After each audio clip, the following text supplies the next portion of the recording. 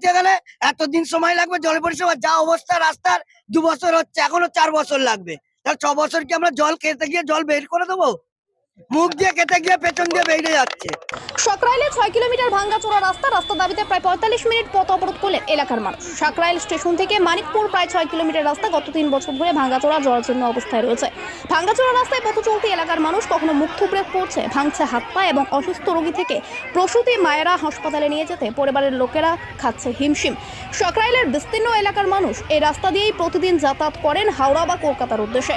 বারবার স্থানীয় প্রশাসনকে জানিয়েও কোনো রকম ফল হয়নি। অবশেষে মরিয়া হয়ে এলাকার মানুষ আজ সকাল 10টা নাগাদ ওই রাস্তা অবরোধ শুরু করেন। তাদের দাবি এলাকার এই রাস্তা তৈরি করে দেওয়া হোক দ্রুত। প্রায় 45 মিনিট অবরোধের পর সাকরাইল থানার পুলিশ এলে কার্যত এলাকার মানুষের সঙ্গে ধস্তাধস্তি শুরু হয়ে যায়। পুলিশ মিশ্র লাঠিচার্জ করে সরিয়ে দেন অবরোধকারীদের। এই রাস্তাটাকে খুঁড়ে রেখে দিয়েছে, মানুষের যাতায়াতের উপযোগী নেই, প্রসূতি মায়েদের হসপিটালে নিয়ে যাওয়া যাচ্ছে না, স্কুলের ছাত্ররা টোটো থেকে পড়ে হাত ভেঙে যাচ্ছে, প্রশাসন চোখে ঠুলি পড়ে বসে আছে। ফলত প্রশাসনের চোখে ঠুলি খোলানোর জন্যই আজকে আমাদের এই টোকেন রাস্তা অবরোধের কর্মসূচি গ্রহণ করতে হয়েছে। জনগণ স্বতঃস্ফূর্তভাবে আজকে এই অবরোধে সাড়া দিয়েছে। ভালো পরিষেবা পেতে একটু কষ্ট করতে হবে সাধারণ মানুষকে। যে ভালো পরিষেবা মানেটা কি? জলের জল সাঁকরাইলে কি জল পায় না মানুষ? নাকি এর আগে কোনো মানুষের বাড়িতে জল যায়নি? আছে।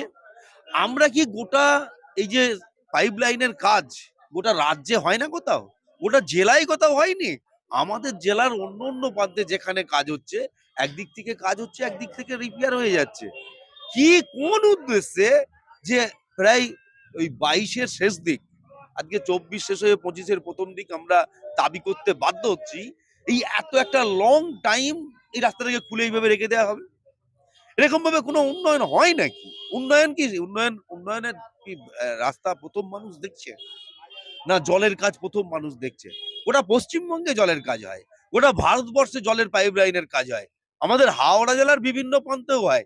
এখানকার যারা আছে এই প্রশাসনের, যাদের কথা বলছেন, এদের অপদার্থতামির ফলে আজকে এরকম একটা অবস্থা হয়ে আছে। আমরা মনে করি যে এখনই এই রাস্তা সংস্কার করা দরকার, মানুষের চলাচলের উপযোগী করে দিতে হবে, তাহলে বৃহত্তর আন্দোলন আগামী দিনে আরো দেখতে হবে। এটা আমাদের টোকেন, আজকে আমরা প্রতিবাদ জানালাম। এতদিন যে সময় এই রাস্তা দিয়ে এমএলএ যাচ্ছে বলছে উনি 4 চাকায় যাচ্ছেন, 2বার 3বার যাচ্ছে, আমরা তো ডেলি 7বার 8বার যাতায়াত করছি, কিন্তু উনি বলছে যে আমি যাতায়াত করছি, আমার নিজের টোটো আছে, আমি নিজে ওনাকে নিয়ে যাতায়াত করাবো, ফিরি নিজে আসতে নবান্ন পর্যন্ত আমি নিয়ে যাবো কাজীপাড়ার ওপর দিয়ে। এই রাস্তা দিয়ে যতবার যাতায়াত করবে আমি উনিকে ফিরি নিয়ে যাবো টোটো করে। জলের পরিষেবা পেতে গেলে একটু তো সমস্যা। জলের পরিষেবা বলতে গেলে এতদিন সময় লাগবে জলের পরিষেবা, যা অবস্থা রাস্তার 2 বছর হচ্ছে, এখনো 4 বছর লাগবে। তাহলে 6 বছর কি আমরা জল খেতে গিয়ে জল বের করে দেবো? মুখ দিয়ে খেতে গিয়ে পেছন দিয়ে বেরিয়ে যাচ্ছে। এখন আমাদের জল যে অবস্থা, জল গাল দিয়ে খেতে গিয়ে পেছন দিয়ে বেরিয়ে যাচ্ছে। এটা কি আগে আমরা চাইবো না? আগে আমরা পেট মুখে খাবো, মধ্যে দিয়ে পরে বের করবো খারাপ রাস্তা দিয়ে। নাম কি আপনার? আমার নাম শেখ আলতাফ। তারা অভিযোগ করছেন যে এই প্রজেক্ট রাজ্যের বিভিন্ন জায়গায় চলছে, কিন্তু এতদিন সময় লাগছে না। এটা এতদিন সময় লাগার কারণ আছে একটা। হ্যাঁ, কারণটা হচ্ছে বিজেপির একটা নোংরা চাল চলছে। রেলের খানিকটা জায়গা, যেমন যেখানে আমাদের প্রজেক্টটা হয়েছে ভারত পাইপিং থেকে জলটা যেটা ব্যাক করবে সাকরাইল স্টেশন অব্দি, ওই জায়গাটা রেলের জায়গা। রেলকে 3বার চিঠি করা হয়েছে যে ওইটুকু জায়গা 2 মিটার করে ওই প্রজেক্টের জন্য ছাড়া হোক, কারণ ওটা ছাড়া আমাদের কোনো জলটা নিয়ে আসার আর প্রকল্প রাস্তা নেই। ওরা 3বারই চিঠি রিজেক্ট করেছে। ঠিক আছে, আমরা বিকল্প রাস্তা ভাবছি যেখান দিয়ে আমরা পাইপটা আনতে পারবো। আমরা আবারও চিঠি করছি আরেকবার রেলকে। এটা ওদের একটা নোংরা পলিসি। আমাদের এত কোটি টাকার প্রজেক্ট, যেখানে দেখুন ওরা ফ্লাইওভার করছে, আমাদের নিশ্চয়ই সরকারের, আমাদের সবার উপকার হবে। এটা তো মানুষের জন্যই করছে। আমরা বিঘার পর বিঘা জমি ছেড়ে দিচ্ছি যে হ্যাঁ একটা প্রকল্প হোক। এটা হচ্ছে আমাদের রাজ্য সরকারের মেন্টালিটি যে আমরা এটা ছাড়লাম, তোমরা করো, এই প্রজেক্টটা তোমরা বানাও।